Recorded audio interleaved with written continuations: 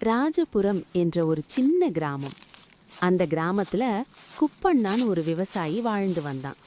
அவனோட மனைவி லதா, அப்பா 3 பேரும் சேர்ந்து ஒரு சின்ன வீட்ல அமைதியா வாழ்க்கை நடத்திட்டு இருந்தாங்க. குப்பண்ணா ரொம்ப உழைப்பாளி. காலையில சூரியன் உதிக்கிறதுக்குள்ளேயே எழுந்து இன்னைக்கு நல்ல விளைச்சல் வரணும் நினைச்சுக்கிட்டு வயலுக்கு போயிடுவான். வயலில் நாள் முழுக்க வேர்வை சிந்தி உழைப்பான். விளைச்சல் வந்த தானியத்தை சந்தையில விற்று அதுல கிடைக்கிற பணத்துல தான் குடும்பத்தை ஓட்டிட்டு இருந்தான். ஒரு நாள் மாலை குப்பண்ணா கொஞ்சம் தாமதமா வீட்டுக்கு வந்தான். வயலில் கொஞ்சம் சரியில்லலதா, அதான் தாமதம். சரி விடுங்க. அப்பா சாப்பிட்டுட்டு தூங்கிக்காரு. உங்களுக்கு ரொம்ப பசிக்கும்ல? ஆமா, ரொம்ப பசி. நான் உடனே சாப்பாடு வைக்கிறேன். அடுத்த நாள் காலை குப்பண்ணா வயலில் வேலை செய்து கொண்டிருந்தான். அப்போ திடீர்னு ஒரு கார் வந்து நின்னது. காரிலிருந்து நல்ல உடை போட்ட ஒரு சேட் இறங்கினார். வணக்கம் குப்பண்ணாஜி. வணக்கம் ஐயா, யாரு நீங்க? நான் நகரத்திலிருந்து வர்றேன். உங்களுக்காக ஒரு ரொம்ப நல்ல திட்டம் கொண்டு வந்திருக்கேன். என்ன திட்டம் ஐயா? அரசு விவசாயிகளுக்காக ஒரு புதிய திட்டம் கொண்டு வந்திருக்காங்க. உங்க தானியத்தை 2 மடங்கு விலைக்கு வாங்க போறாங்க. 2 மடங்கு விலையா? ஆமா குப்பண்ணா, நீங்க எவ்வளவு விலைக்கு விக்கிறீங்களோ அதுக்கு டபுள் பணம் நாங்க தர்றோம். அப்படின்னா எனக்கு ரொம்ப லாபம் தானே ஐயா? லாபம்தான், ரொம்ப பெரிய லாபம். அதான் என்ன மாதிரி ஆள்களை அரசு அனுப்பி வச்சிருக்கு. நான் ஒவ்வொரு மாதமும் வந்து உங்க தானியத்தை எடுத்துக்கிட்டு உங்களுக்கு 2 மடங்கு பணம் தருவேன். சரி ஐயா, இனிமே நான் என் தானியத்தை உங்களுக்கே விக்கிறேன். அப்படின்னா ஒத்துக்கிட்டோம். அடுத்த மாதம் வர்றேன் அப்படின்னு சொல்லிட்டு சேட் அங்கிருந்து கிளம்பி போயிட்டார். சேட் போனதும் குப்பண்ணா முகத்துல சந்தோஷம். அவ மனசுக்குள்ள இந்த விஷயத்தை இப்பவே லதாவுக்கும் அப்பாவுக்கும் சொல்லணும். கேட்டா 2 பேரும் குதிச்சு ஆடுவாங்கன்னு நினைச்சான். அப்பா, அப்பா, எங்க இருக்கீங்க? லதா, லதா, வீட்ல யாராவது இருக்கீங்களா? ஏங்க, ஏன் இப்படி கத்துறீங்க? என்ன ஆச்சு? என்னங்க, என் மனசு துடிக்குது. என்ன நடந்தது? சீக்கிரம் சொல்லுங்க. அட லதா, பயப்படாத. இது கெட்ட செய்தி இல்ல. இது ரொம்ப நல்ல செய்தி. அப்படின்னா சொல்லு பையா, எங்களுக்கும் சந்தோஷம் கிடைக்கட்டும். இன்னைக்கு நான் வயலில் வேலை பார்த்துக்கிட்டு இருந்தப்போ நகரத்திலிருந்து ஒரு பெரிய சேட்டு வந்தார். அவர் சொன்னார், இனிமே நம்ம தானியத்தை 2 மடங்கு விலைக்கு வாங்க போறாங்களாம். 2 மடங்கா? ஆமாம் லதா, 2 மடங்கு. அட, இந்த விஷயம் இப்போ ராஜன் கூட சொல்லிட்டு இருந்தான். நகரத்திலிருந்து ஒரு சேட்டு வராருன்னு. ஐயோ கடவுளே, இனி நம்ம கஷ்டம் எல்லாம் முடிஞ்சிடும். ஆமா அப்பா, நாளையிலிருந்து நான் இன்னும் அதிகமா உழைப்பேன். அதிக தானியம் விளையும், அதுக்கு 2 மடங்கு பணம் கிடைக்கும். அந்த நாளுக்கு பிறகு குப்பண்ணா முன்பை விட இன்னும் அதிகமா வயலில் உழைக்க ஆரம்பிச்சான். காலை முதல் மாலை வரை ஒரு நிமிஷம் கூட ஓய்வில்லை. ஒரு மாலை குப்பண்ணா வயலிலிருந்து வீட்டுக்கு திரும்பிக்கிட்டு இருந்தான். அப்போ வழியில ராஜன் வந்தான். என்ன குப்பண்ணா, இந்த தடவை பயிர் நல்லா வருதா?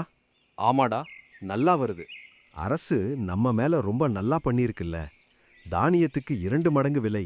ஆமாடா, இனி நம்ம எல்லா பிரச்சனையும் தீர்ந்துடும். சரி, வீட்டுக்கு போகலாம். நம்ம வீட்டுக்காரங்க காத்துட்டு இருப்பாங்க.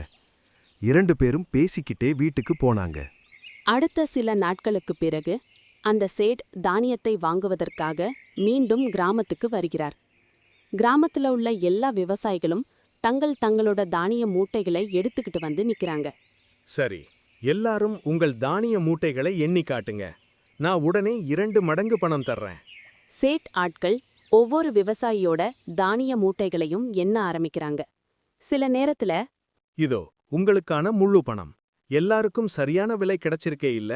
ஆமையா, சரியான விலைதான். ஐயா, ரொம்ப ரொம்ப நன்றி. நீங்க எல்லாரும் என் சகோதரங்கள் தான். நான் எந்த உதவியும் பண்ணல. அரசு திட்டத்தை உங்ககிட்ட கொண்டு வந்ததுதான். சேட்ஜி, நீங்க நம்ம கிராமத்துக்கு ரொம்ப நல்லது பண்ணிருக்கீங்க. எங்களோட மனப்பூர்வமான நன்றி. இது என் கடமை தான் சுரேஷ்ஜி. எங்களுக்கு ஒரு ஆசை, நீங்க இங்கேயே நம்ம கிராமத்துல தங்கணும். அதைத்தான் நானும் சொல்ல வர்றேன். இந்த கிராமத்துல ஒரு சின்ன அலுவலகம் தொடங்கணும். அதுக்காக ஒரு வீடு வேணும். அதெல்லாம் நான் பாத்துக்கிறேன். உடனே சுரேஷ் தன்னோட ஆட்களை கூப்பிட்டு சேட்டுக்காக ஒரு வீட்டை ஏற்பாடு பண்ணுகிறார். அதுக்கப்புறம் அரசு சேட் அந்த கிராமத்திலேயே தங்க ஆரம்பிக்கிறார். அந்த இரவு, எனக்கு இன்னும் நம்பிக்கை வரல இந்த அரசு சேட் மேல. என்ன பேசுறல்லதா, உனக்கு புத்தி சரியில்லையா? அரசு திட்டம்னா அத பத்தி நியூஸ்லயாவது டிவிலயாவது வரணுமே. இனிமே அவங்க பற்றி ஒரு வார்த்தை கூட நான் கேட்க விரும்பல. புரிஞ்சுதா? நான் நம்ம நல்லதுக்கு தான் சொல்றேன். இத கேட்டதும் குப்பண்ணா கோபத்துல எழுந்து வீட்டுக்கு வெளியே போயிடுறான். நாட்கள் ஓடுச்சு. மீண்டும் ஒரு மாதம் கடந்தது. இந்த முறை கிராமத்தில் உள்ள எல்லா விவசாயிகளும் அரசு சேட் அலுவலகம் முன்பாக தங்களோட தானிய மூட்டைகளோட நிக்கறாங்க. அட, எல்லாரும் வந்துட்டீங்களா? இந்த தடவை மூட்டைகள் கடந்த மாதத்தை விட அதிகமா இருக்கே. ஆமையா, நாங்க ரொம்ப உழைச்சோம். அதனால தான் விளைச்சல் அதிகம். கவலைப்படாதீங்க, உங்க உழைப்புக்கான பணம் இன்னைக்கே கிடைக்கும். சேட்டாட்கள் மூட்டைகளை எண்ணி ஒவ்வொருத்தருக்கும் அவரவர் தானியத்துக்கு ஏத்த மாதிரி பணம் கொடுக்கறாங்க. கிராம மக்கள் எல்லாரும் பணத்தை வாங்கிக்கிட்டு முகம் முழுக்க சந்தோஷத்தோட வீட்டுக்கு போறாங்க. அந்த இரவு அரசு சேட் தனியா ஒரு இடத்துல நிக்கிறான்.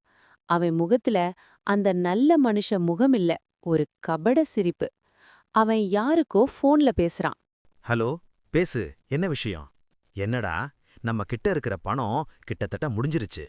டேய், உனக்கு எத்தனை தடவை சொல்றது? என்ன பிரிட்ஜுன்னு கூப்பிடாத. இந்த பேர்ல தான் போலீஸ் வாரண்ட் இருக்கு.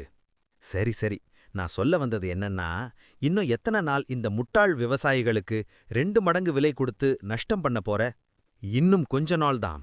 இப்போ எனக்கு எவ்வளவு நஷ்டம் வந்திருக்கோ அதுக்கு 10 மடங்கு நான் இவர்களிடமிருந்து வசூல் பண்ணுவேன். இந்த அரசு சேட் உண்மையில அரசு அனுப்பியவன் இல்ல. அவன் பெயர் பிரிஜு.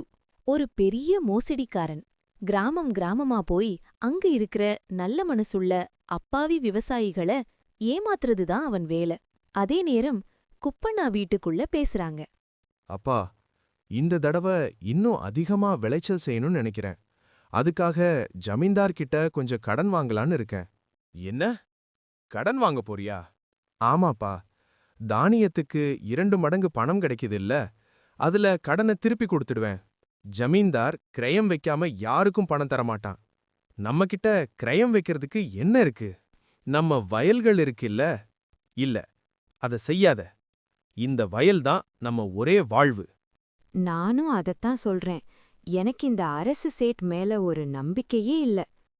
நீங்க 2 பேரும் தேவையில்லாம பயப்படுறீங்க. பேராசை காரணமா ஏதாவது பெரிய ஆபத்து வந்துடாதுன்னு தான் பயம். கடவுள் நமக்கு பணம் சம்பாதிக்க வாய்ப்பு தர்றப்போ நான் அதை கைவிட்டிட முடியுமா? அதிக பணம் வந்தா இந்த வீட்டை சரி பண்ணலாம், நீயும் நிம்மதியா வாழலாம். நான் நம்ம நல்லதுக்குப்பா சொல்றேன். பணம் வந்தப்புறம்தான் நீங்க எல்லாரும் நம்புவீங்க. அடுத்த நாள் காலை குப்பண்ணா ஜமீன்தார் வீட்டுக்கு தன் வயல் காகிதங்களோட போறான். உனக்கு தெரியும் இல்ல, நான் கிரயம் இல்லாம யாருக்கும் பணம் தரமாட்டேன். தெரியும் ஜமீன்தார் ஐயா. இதோ என் வயல் காகிதங்கள். சரி, இந்த காகிதங்களுக்கு பதிலா உனக்கு கடன் பணம். குப்பண்ணா, நினைவுல வச்சுக்க, அடுத்த மாதம் நீ கடன் பணத்தை திருப்பி கொடுக்கலனா இந்த வயல்களெல்லாம் என்னோடதாகிடும். ஜமீன்தார் ஐயா, அந்த நிலை வரவே வராது. அடுத்த மாதமே உங்க எல்லா பணத்தையும் திருப்பி கொடுத்து என் வயல் காகிதங்களை திரும்ப எடுத்துக்கிறேன்.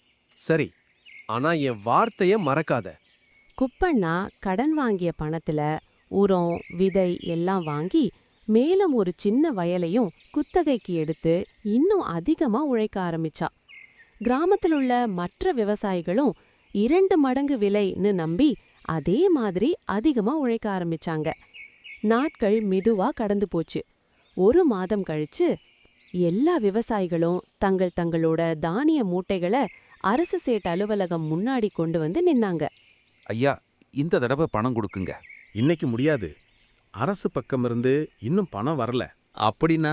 கவலைப்படாதீங்க, நாளைக்கு பணம் வந்துடும். நாளை எல்லாருக்கும் முழு பணம் தர்றேன். கிராம மக்கள் ஒருத்தருக்கொருத்தர் பார்த்துக்கிட்டு சரி, நாளே வரலாம் அப்படின்னு சொல்லிட்டு எல்லாரும் வீட்டுக்கு போயிட்டாங்க.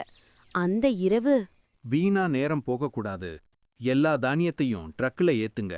இங்கிருந்து உடனே கிளம்பணும். இருட்டுக்குள்ளே மூட்டைகள் எல்லாம் ட்ரக்கில் ஏற்றப்படுது. ட்ரக் சத்தமில்லாமல் கிராமத்தை விட்டு கிளம்புது. ஏய், கதவு பூட்டியிருக்கே. அரசு சேட் எங்க?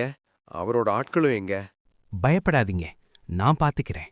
சுரேஷ் தன்னோட ஆட்களை சொல்லி அலுவலக கதவுல இருக்கிற பூட்டை உடைக்க சொல்றார். அவர்கள் உள்ளே போய் பார்க்கறாங்க. அந்த அறைக்குள்ள ஒரு பொருள் கூட இல்ல. மேசை, நாற்காலி எல்லாம் காலி. இங்க அவன் இருந்ததுக்கே எந்த சாட்சியும் இல்லையே. இந்த செய்தி மின்னல் வேகத்துல முழு கிராமத்துக்கும் பரவுது. பாத்தீங்களா, நான் எத்தனை தடவை சொன்னேன் அவன் மோசடிக்காரன்னு. நீங்க என் பேச்ச கேட்கவே இல்ல. குப்பண்ணா தலைகுனிஞ்சு எதுவும் பேச முடியாம நிக்கறான். அந்த நேரத்துல ஒரு அந்நியன் கிராம வழியா வர்றான். இந்த கிராமத்துல இவ்வளவு சத்தம் ஏன்? ஐயா, நம்ம ஏமாத்திட்டு ஒரு அரசு சேட்டு தப்பிச்சு போயிட்டான். அவன் பெயர் என்ன? அவன் தன்னை அரசு சேட்டுன்னு சொல்லிக்கிட்டான். அவன் அரசாலே இல்ல, அவன் பெயர் பிரிஜு. பெரிய மோசடிக்காரன். பல கிராமங்களை இதே மாதிரி ஏமாத்தியிருக்கான். சில மாதங்களுக்கு முன்னாடி அவன் எங்க கிராமத்துக்கும் வந்தான். இதே கதைய சொல்லி நம்ம விவசாயிகளை ஏமாத்திட்டு ஒரு நாள் இரவுல எல்லாத்தையும் எடுத்துக்கிட்டு தப்பிச்சு போயிட்டான். அவன் பெயரை மாத்திக்கிட்டு ஒவ்வொரு கிராமமா போய் அப்பாவி விவசாயிகளை ஏமாத்துறதே அவன் தொழில். இந்த வார்த்தைகள் கேட்டதும் கிராமத்திலிருந்த அனைத்து விவசாயிகளும் தலைகுனிஞ்சு நிக்கறாங்க. அப்பா, லதா, என்னை மன்னிச்சிடுங்க. என் பேராசையால தான் இவ்வளவு பெரிய இழப்பு வந்தது. இனிமே நான் ஒருபோதும் பேராசை பிடிக்க மாட்டேன். அந்த கிராமத்துல ஒரே ஒரு பாடம் அனைவருக்கும் புரிஞ்சுது. உழைப்பு வாழ்வை உயர்த்தும், பேராசை வாழ்வை அழிக்கும்.